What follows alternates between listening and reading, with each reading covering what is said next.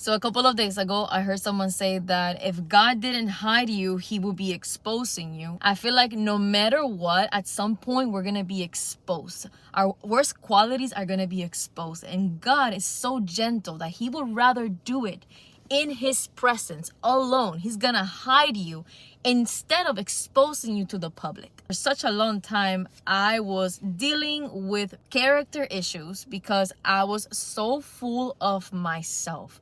I was doing everything for the glory of others. I was so self-absorbed. It was crazy, and I didn't even realize it, because when you don't know something, you don't know something.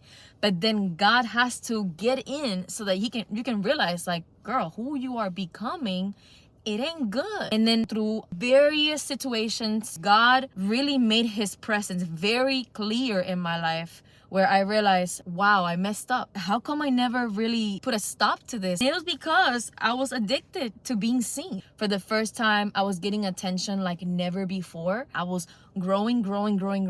And I got really high off of it. And God was like, but I'm still not first place. Why didn't I think of you, God, as my first? And I was seeking self-worth in other people first. Why was I addicted to being seen? Is because when you're seen, you feel important. Growing up, this thing inside of me where I felt like I was not important. And when you don't feel important, you begin to seek self-worth in external things. And that was my addiction. But God showed me that he truly sees me for who I am.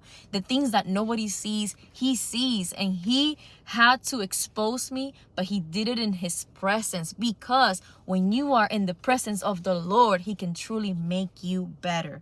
And that is real love. Now, let me just share with you one last thing, a couple of powerful verses from Matthew 6:19 through 21.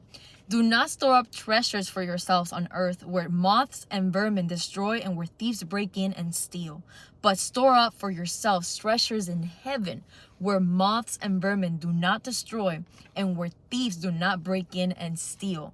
For where your treasure is, there your heart will be also. So we have to ask ourselves the question, am I storing up the treasures on earth or the heavens? Where is my heart at? What is my heart really pursuing? And I know for a fact that God will not put us to shame when we put him first.